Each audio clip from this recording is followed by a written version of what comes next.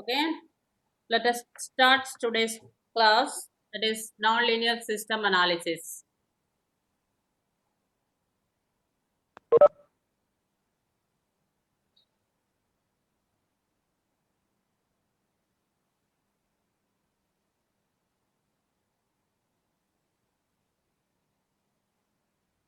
So we are aware that the nonlinearities is a universal law. Everywhere it exists a nonlinearity. For all the control system design analysis, we'll be approximating all the system to a linear one and doing all the analysis. Okay, but if you want to do the analysis as such, so there are different method, the describing function method, phase plane method and all. So phase plane method we have already seen. Now we will go for the another method. Okay, and there are a lot of kinds of nonlinear system in practically. Okay, in linear model is the approximate description of the nonlinear system under specific condition. Okay,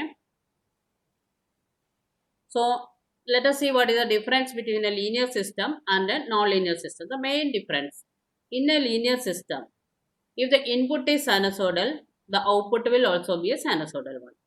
Okay. Whereas in the non-linear system, if you give the input as a sinusoidal one, you won't get a sinusoidal output.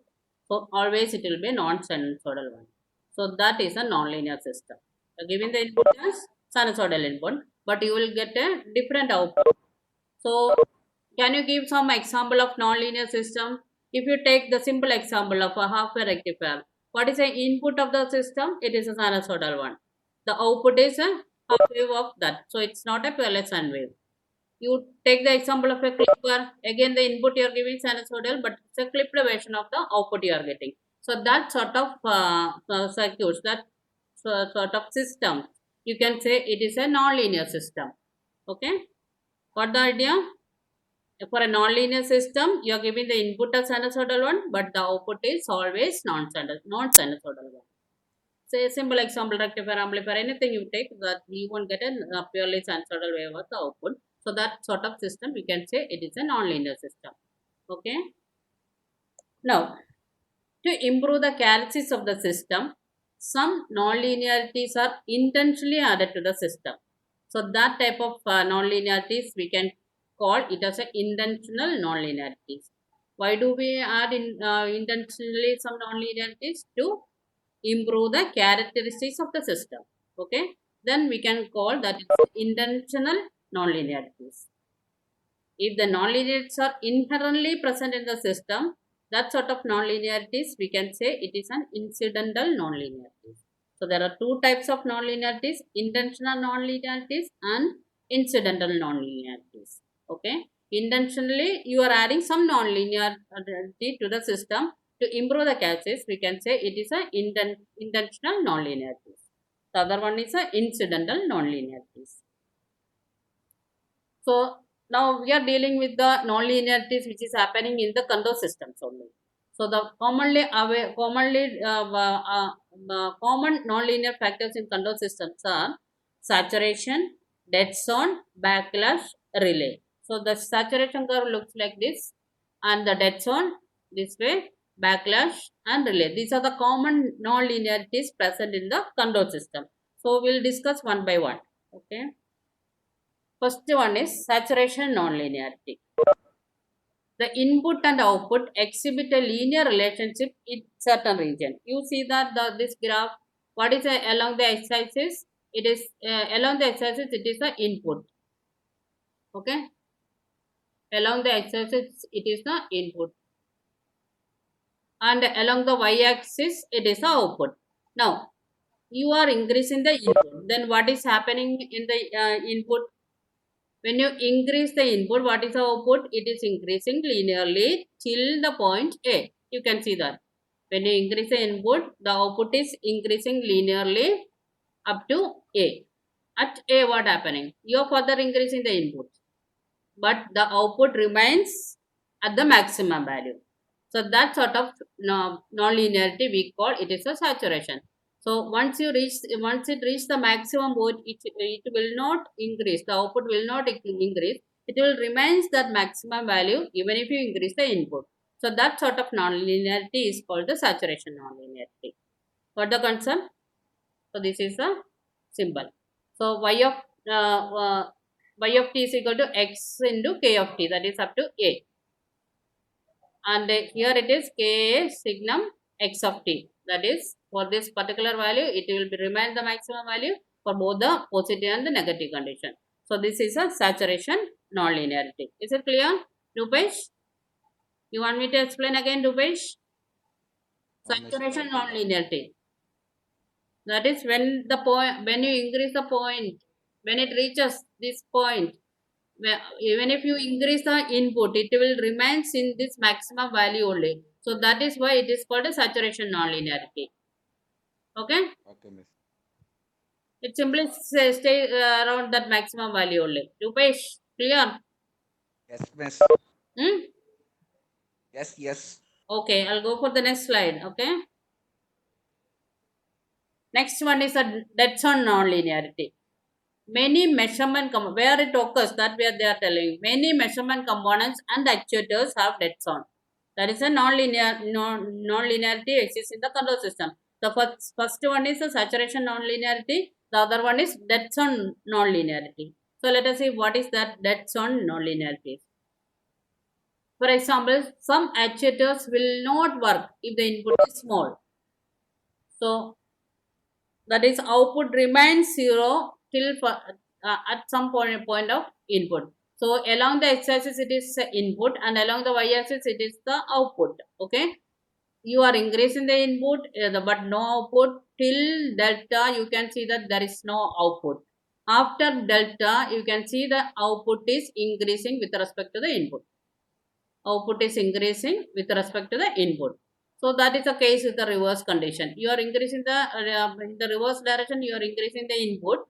So output will not does not have any effect till the delta.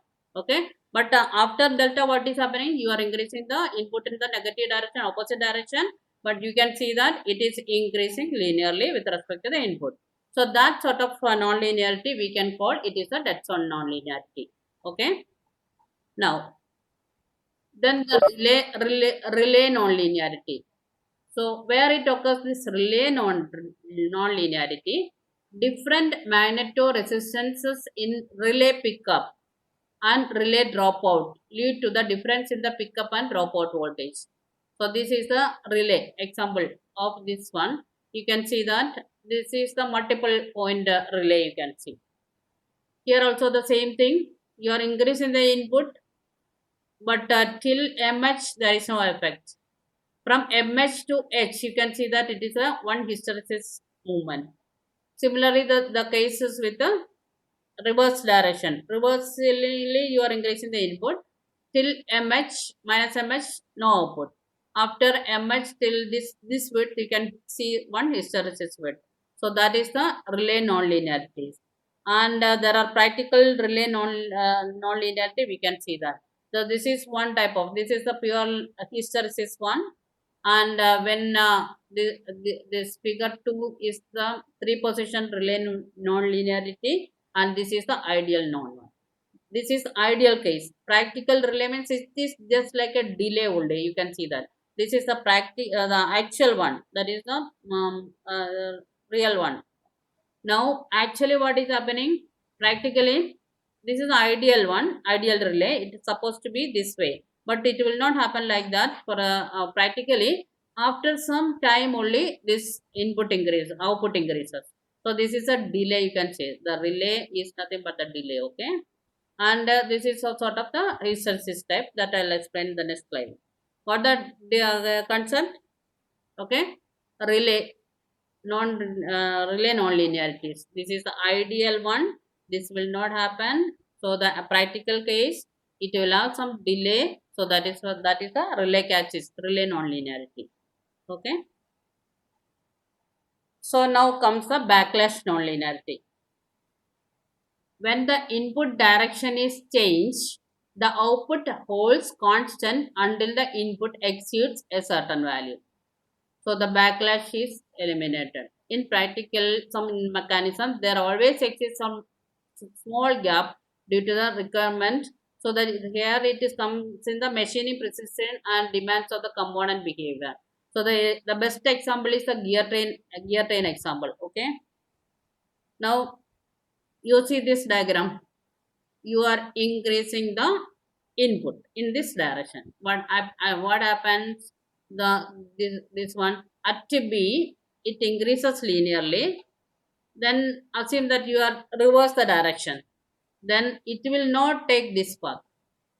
This way it was increasing. But when you decrease the input, it will not take this path. Instead, it take this path. Okay. Again, you are reversing the direction. Then it takes this path only. Okay. So this is similar to the hysteresis only. You might have studied, isn't it? You are increasing the input up to B. There is no change. When from B onwards, it is increasing linearly. At that time, you are reducing the input. What happening? It will not take this path, the actual original path, but it maintains that value for some time. Then it start decreasing in the opposite direction. So this is the backlash nonlinearity. Okay. Now, these are different sort of nonlinearity you are aware now. Now, how to analyze this system, nonlinear system? Phase plane analysis we have already done. Now, we will be going for the describing function method. Okay. Last class we have studied phase plane analysis. Here the describing function method for the analysis of nonlinear system. Even phase plane analysis also the stability analysis of nonlinear system. Now another method is describing function method for the analysis of nonlinear system. Okay, how it is happening, that we will see the basic thing. When the input x to the nonlinearity is a sinusoidal signal, that is x is equal to x sin omega. Input of a nonlinear system is x, which is nothing but a sinusoidal one. So it is x sin omega. Then describing function of the nonlinearity is defined as this way. It is defined describing function. We are dealing with describing function method. So what is the describing function? The function we are defining it as Kn. N stands for the nonlinearity. That function is function of x comma omega. What is this omega? Angular frequency of the input signal. What is its x? Maximum value of the input signal. We know that x is equal to x sin omega t, where x stands for the maximum value and omega is the angular frequency of the input signal. Then your describing function is equal to y1 divided by x angle alpha 1. So this is the describing function. Describing function nonlinearity. Kn of x, this way is designated. Kn of x comma omega is equal to y1 by x angle phi 1. Now let us see what is this y1 and phi 1. Where y1 is equal to amplitude of the fundamental harmonic component of the output, and phi 1 phase shift of the fundamental harmonic component of the output with respect to the input. So angle between input and the output, and this y1 stands for amplitude of the fundamental harmonic component of the output. Okay, this is the describing function. We are defined the describing function. Now we are supposed to find the describing function of each and every nonlinearity. So that is a task only. That means you have to find out what is the amplitude of the fundamental harmonic component of this output. So for Fourier analysis, we are supposed to do it. Okay, that I'll explain now. Now we'll compare this phase plane and describing function method. Do you remember that phase plane method? It is what is the disadvantage of the phase plane method? Anyone? To which can you disadvantage? Anyone? Anyone can give me the answer. You will get a 1 mark, additional mark for your section of marks. Another time is out. I'll explain. Okay. Phase plane method retains the non-linearities as such, and it is applicable only for the second order equation, because phase plane is mainly concentrated on the second order equation. So any higher order system, we need to approximate it to a second order one, then only you can do the phase plane analysis. So that is the limitation of phase plane analysis. We need to approximate, second order approximation of higher order linear part is required. Then describing function method retains the linear part and the linearize the non-linearity. And the describing function analysis frequency domain approach and phase plane analysis time domain approach. Okay, got the point?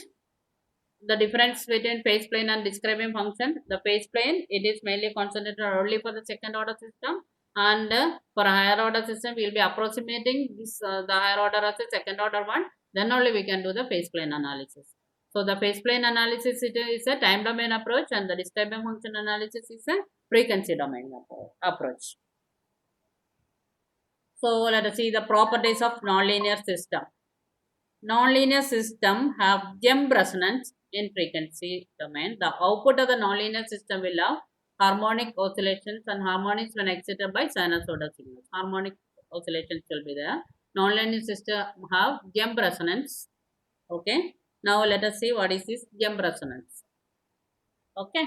Is it all clear? Is it clear? Rupesh? Rupesh, am I going a little bit fast or is it okay? Speed? It is okay. മറ്റേ റിലേയുടെ സംഭവം ഒന്നുകൂടെ പറഞ്ഞു തരുമോ? Relayed sambhav. Okay, yes. In that time itself, you can interrupt my lecture, no problem. Okay. Relay non-linearity. This is the main thing, general one. So then, what will happen with the when the h increases or h decreases? That they are telling. And the main thing you have to think that the ideal relay response is this figure 4, ideal one. But practically you won't get to this ideal relay. It will have some delay that you can imagine, isn't it? It is not happening at exactly at the origin. After that, it has to reach some value, then only the output increases. Okay, there is a delay. That is a case. Then you can have that one another case with the hysteresis, similar to the hysteresis also. So these are the things actually happening in the relay one. Okay, relay non-linearity. So the this method, you won't get much confused with this one. You can directly see this figure 2, 3 and 4, that is sufficient. This you should figure 4 is of ideal relay, but this is the practical delay. Some cases this can happen also, that is similar to the our hysteresis part. Okay, it is a delay only. Relay, that is, it has some delay. Different magneto resistance in relay pickup and relay dropout due to the difference in the pickup and dropout voltage. Okay, so thus the relay exhibits a hysteresis loop, and the relationship between the input and output are multi-valued. This knowledge is called a 3-position relay nonlinearity or the hysteresis loop. So this is the general case only. Okay, that can vary from component to component, and those components can occur only this figure 2 and figure 3. This figure 4 is the ideal one. These two are the practical one.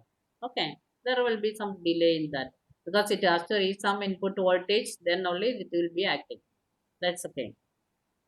Relay pickup will act only if you reach to some input voltage. It has to, with the minimum input voltage, it will not work. It has to reach above some minimum voltage, then only the output will be occurring. The relay contact changes. That is a thing. Okay, got the idea, Rupesh? Is it clear now? Yes, miss. Rupesh? Yes, miss. Okay. Now we'll come to the jump resonance. This comes for the short notes. Okay. Now listen properly. What is jump resonance? Okay. In the frequency response of nonlinear system, the amplitude of the response means output, may jump from one point to another for increasing or decreasing value of omega. You can see this first figure. Okay, and along the x-axis what is happening, omega, and along the y-axis what is the output. When you increase the omega, just see this figure. Okay, you are increasing the omega. What is omega? Angular frequency you are increasing, and along the y-axis it is a magnitude. Then when you increase the angular frequency, what is the output that we are seeing? Then where this jump resonance occurring, that is we are going to explain. Okay, now you started increasing the angular frequency. Then when you increase the frequency, see the output curve, it is also increasing. It has reached the point 1. That much is clear. You are increasing the frequency. Okay. At 0, what is the voltage? What is the output? This output. Then at this, you are increasing the frequency. At this point, you can see that it has come to this one. Again, you are further increasing the frequency. So the output curve is moving like this, till 2. So you are increase the frequency, output reaches increasing and reach the value 2. Okay.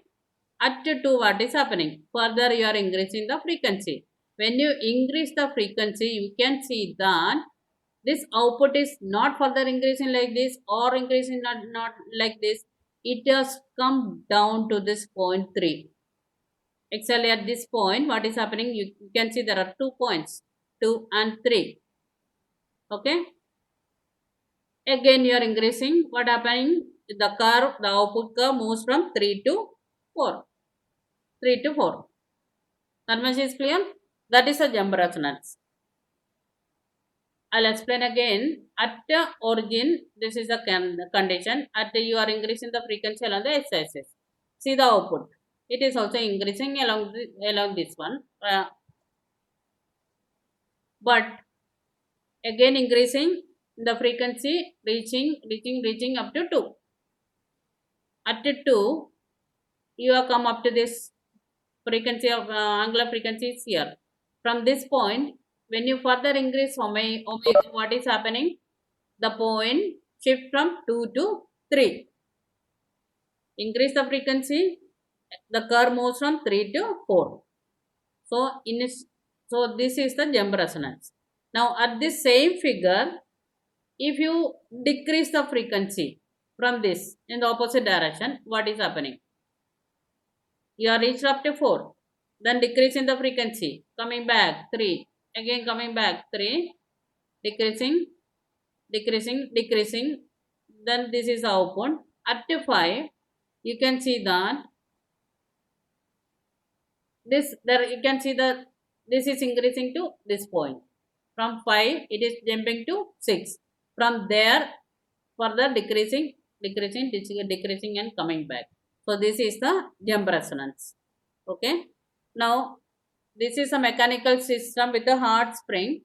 Then this is a mechanical system with a soft spring. Now we will see this figure. Okay. This is the output curve. Frequency response, you can see that this way, isn't it? Just the inverter V. Now if it is a, this is inverter V. Again, this is again the inverter V. Where this jump resonance occurs, that we are going to explain. When the mechanical system with a soft spring. The figure A, mechanical system with a hard spring. Now, at this point, at the origin, you have got some value. Okay, output. At this point, this is a value 1. At this point, this value. Okay. Then again further increasing, you have come up to this point 2. From there, you further increase the frequency. What is happening? This one jump from 2 to 3. Because you are increasing omega this direction, but you cannot see any output over here. But the curve you see, it is here only. From there, it is decreasing. At the omega 0, what is the value? At omega 0, this is the value. Then further increase, it is coming down 4. Like that, the frequency curve. You have got an inverted V. Now, what will happen with if you decrease the frequency in the opposite direction? You are reached up to this. Decreasing, this value, frequency decreasing, this value, reached up to 5. What is happening? At 5, what is happening? The 2 value, it is coming down. Okay, it jumped from 5 to 6. Then decreasing this value. So this is the jump resonance. In the frequency response of a nonlinear system, the amplitude of the response may jump from one point to another for increasing or decreasing value of omega. This phenomenon is called jump resonance. Got the concept? You want me to again one more time? Want me to explain again? Rupesh, jump resonance is clear. It will jump from one point to another when you increase the Yes. frequency. It is Yes, not miss. actually taking the in linear wave portion or the non-linear portion or like that. It may jump from one point to another. From 2 to 3, what is happening at 2, the omega is this one. From here onwards, you are increasing the omega, but you see the output, it is coming down. It jump from 2 to Down. 3, it has reached here. Then going 3 to 4. So that is the jump resonance. Got the idea? Yes, miss. Okay. Now, write the describing function of dead zone and saturation nonlinearity. So this is the describing function kn x omega. So this equation, how did you get that? It's a big derivation. Okay, like that you are supposed to see all this derivation. Today I'll explain only one derivation in order to work out one problem. Okay, now one I will explain, so that this one you can do it afterwards, or otherwise the next class I'll explain, then you can go for. But you are supposed to do one problem today. For that I'll explain one nonlinearity, how to get the describing function of a such nonlinearity. Okay, now here write the describing function of a dead zone and saturation nonlinearity. You can see that dead zone and saturation combined. To which can you see that this one? This is the dead zone, and here it is the saturation. Okay, dead zone and saturation. Saturation region is this one, because it is saturated. Further increase in input, there will not be any change in the output. It remains in the maximum value. And you can see that dead zone, because this is the dead zone, and you won't get any output. You are increasing the input, but see the output, no output. So that is the dead zone. So this is the combined figure of dead zone and saturation. Okay. Then when doing the analysis, that is, you know the equation of the describing function. What is the equation of the describing function? Kn x of omega is equal to y1 by x angle phi 1. Okay, you're supposed to do what is y1. That is a fundamental component of the output. For that, you need to do the Fourier analysis. Then only you will be getting y1. Then you divide it by the input and put the angle. Then only you will be getting this describing function. Isn't it? Hmm? Okay. Ayo, meeting will end for all participants. Okay. You have to join again. Okay. Then that is clear or not?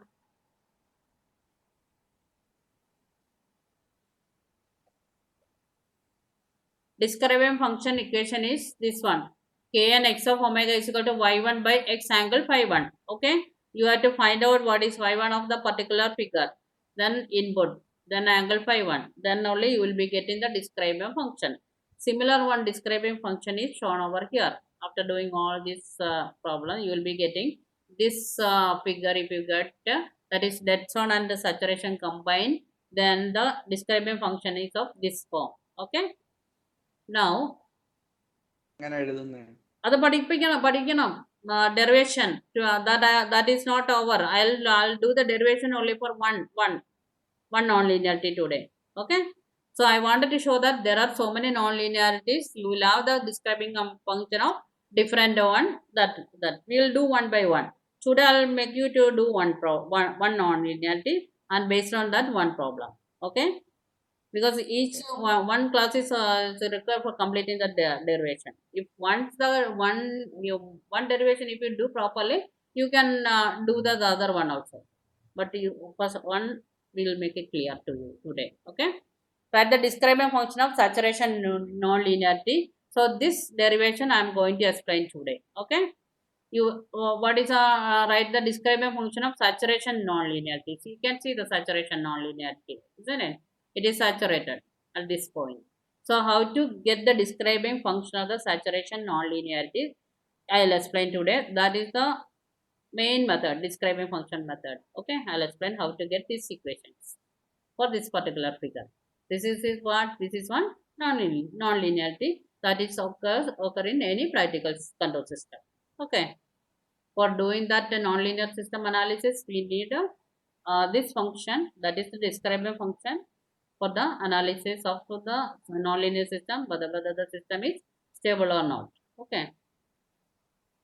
You can have this is the describing function for dead zone. You can see the dead zone. Okay. You need to get the describing function for the stability analysis. This is relay with the dead zone. Okay. This is relay with the hysteresis. This equation is we'll go one by one. Okay. Write the describing function of backlash nonlinearity. Now you have to join again. Let us start from here onwards. Let me join the mirror. Okay. Part 2 we'll see within 5 minutes. Again you have to join. Okay, Rupesh. Okay. You have to,